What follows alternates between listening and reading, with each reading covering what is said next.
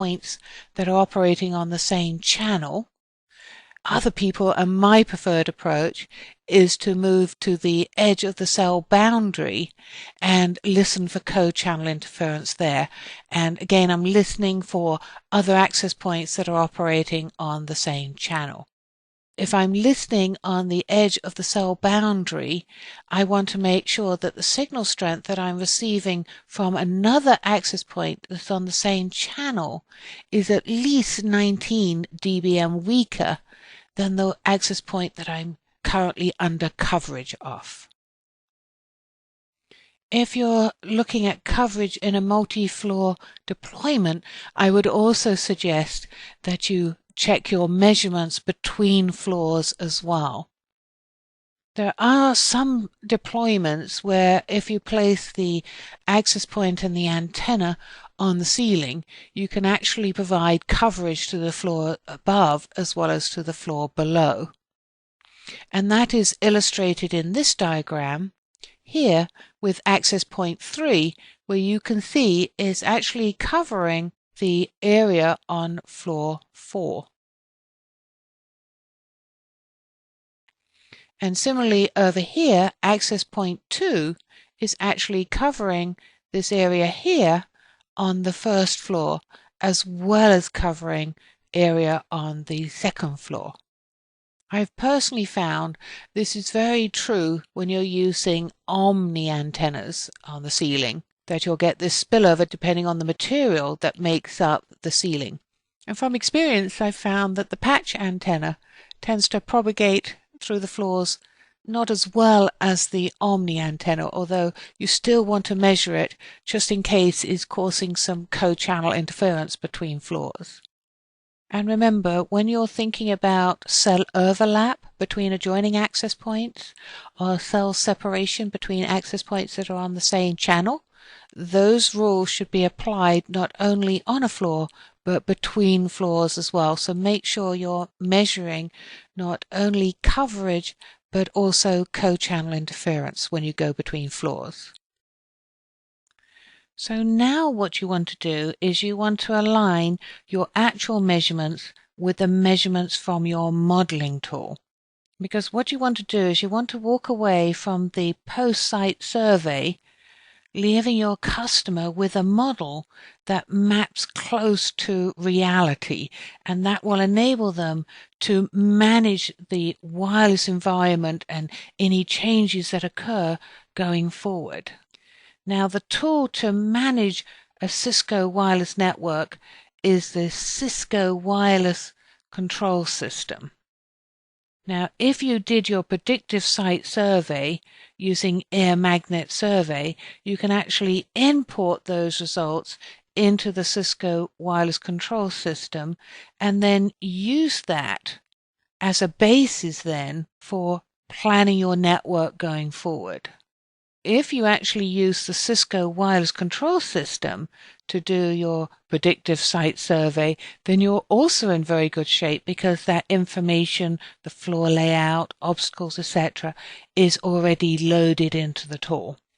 Now you start that by making sure that the floor plans are accurate, that any obstacles are effectively drawn in on top of those floor plans. You'd make sure that your access points are correctly placed. Check the transmit power for each of those access points has been correctly entered into the models, and make sure, of course, the antenna types are correct and the placement and direction is also aligned with reality. If the model and your findings still don't match, then you'll need to calibrate the model. And most tools will allow you to put in measurements at various locations in order to further optimize that model to then more accurately predict what you're finding actually out when you're doing your measurements. So very important to make sure as part of your post-survey work that you align the actual RF findings with the model's prediction. So now you've ensured your coverage, your cell boundary, your co-channel interference, your sources of interference.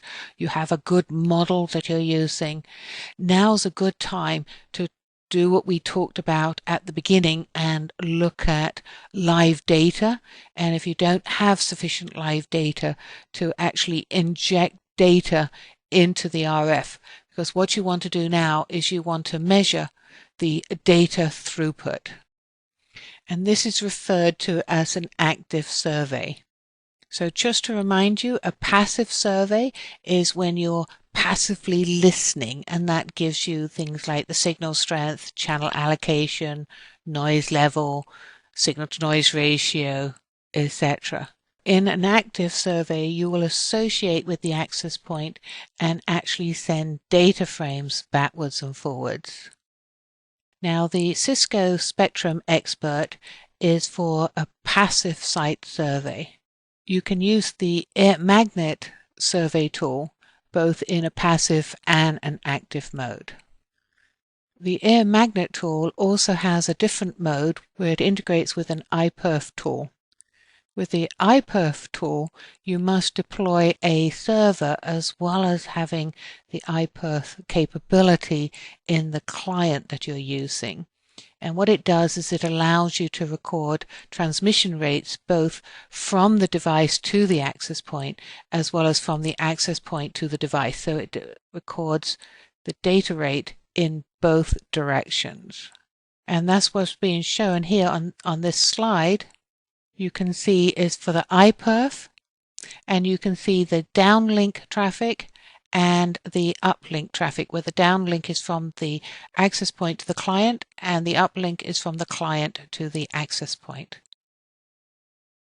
So now we've done our RF audit, now it's time to do our roaming audit.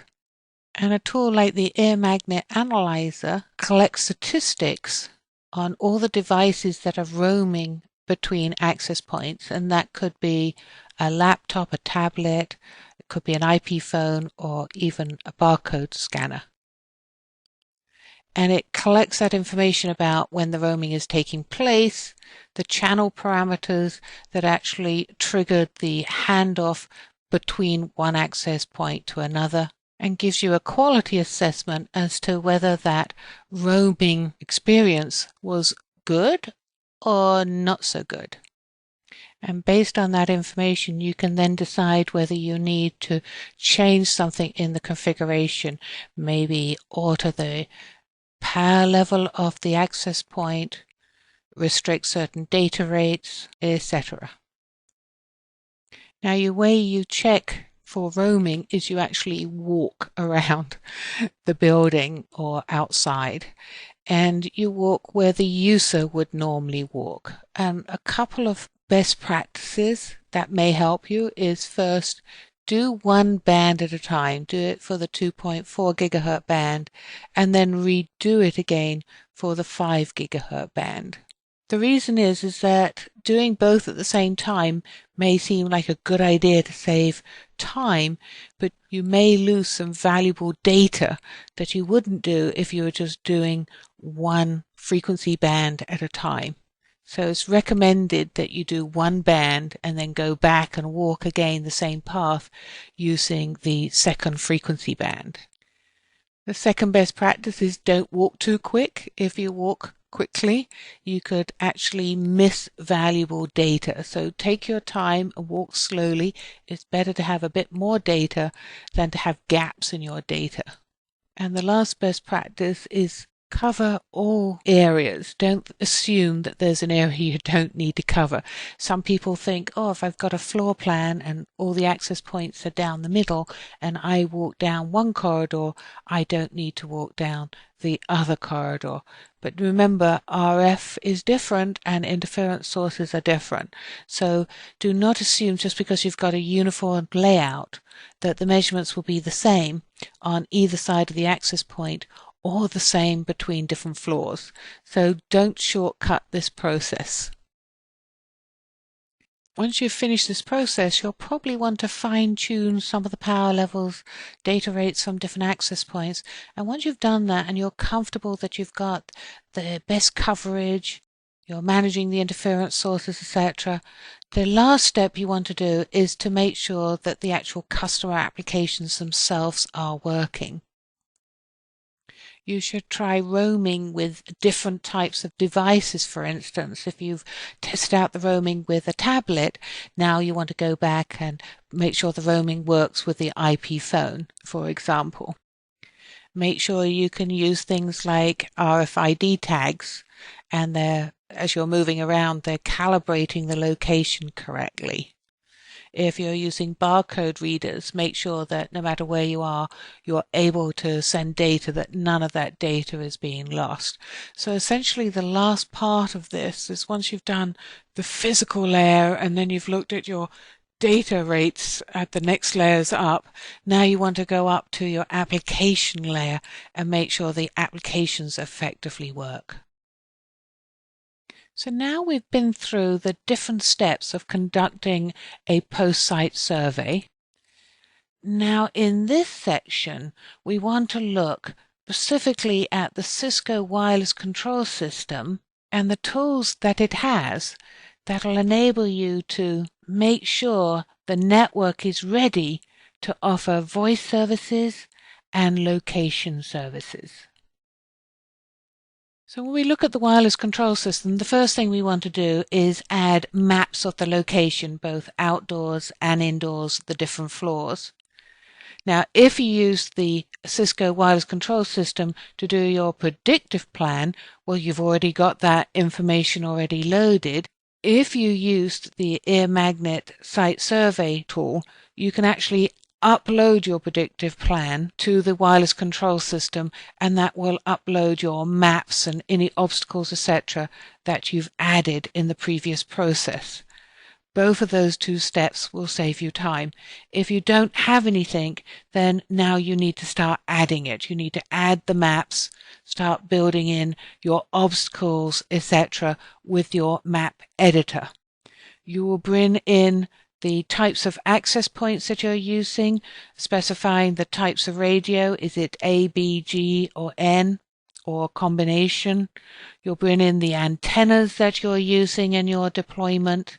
And from that information, we're going to generate a heat map of what the tool thinks your RF environment looks like. So I just wanted to remind you from the earlier demo of the Cisco wireless control system, when we generated our predictive site survey.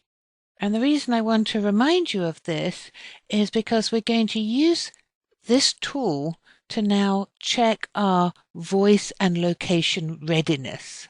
Now, in our post-site survey audit, if you remember step 3, the goal was to align the information that we were finding in the field with the predictive model.